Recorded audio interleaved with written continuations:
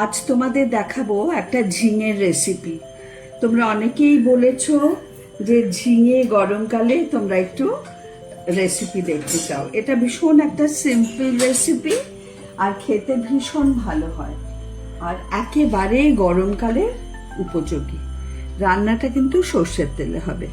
আমি তেলটা অল্পই দিলাম কারণ ঝিঙে তো কমে যায় সেই জন্য। আর এই রান্নাটায় জাস্ট কালো জিরে, কাঁচা লঙ্কা, আর বিশেষ কিছু লাগে না। তেলটা আগে গরম হোক।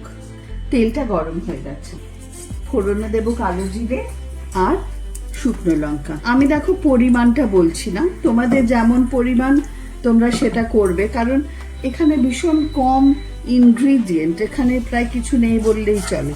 এটা সুন্দর একটা গন্ধ বেরোলে আমি দিয়ে দেব। এখানে আধমালা নারকেলের থেকে একটু বেশি আছে। তোমাদের আগেও বলেছি যেরকম এয়ারটাইট টিফিন বক্সে যদি নারকেল কুড়িয়ে রেখে দাও ভালো থাকবে নারকেল। আমি ডিপ ফ্রিজে রাখবে, কিন্তু এটা কিন্তু মাস্ট ডিপ ফ্রিজে রাখতে হবে।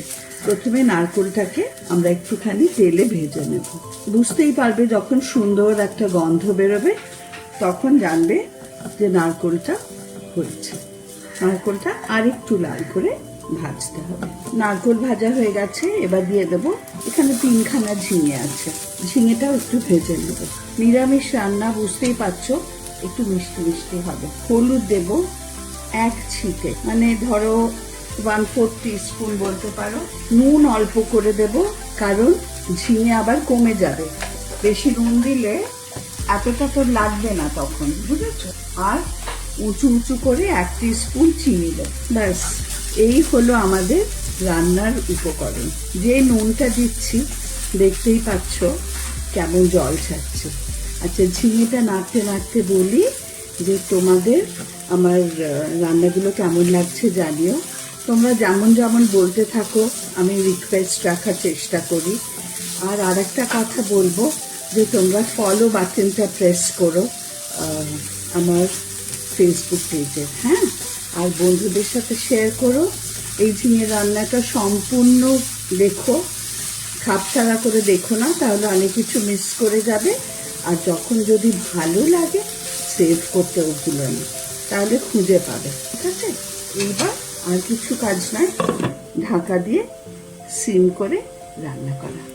দেখো ঝিঙেগুলো বেশ ভাজা হয়েছে। এবার সামান্য একটু জল দেবো, দিয়ে একদম সিম করে এটাকে রান্না করব। খুলে দেখি একদম হয়ে গেছে। তেল আমি কমই দিয়েছিলাম, কিন্তু এই নারকেলের থেকেও একটা তেল ছেড়েছে। দেখে কতটুকু হয়ে গেল। ব্যাস, আমাদের ঝিঙে নারকেল রেডি। জাস্ট এবার 2 কাঁচা লঙ্কা দিয়ে দেবো, একটা লাল দিই, একটা সবুজ। তোমরা বানিও আর জানিও কিন্তু কেমন লাগলো।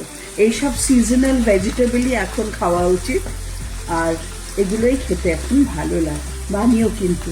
একদম সম্পূর্ণ নিরামিষ একটা রেসিপি তোমাদের শেখালাম। আজকের মতন বাই।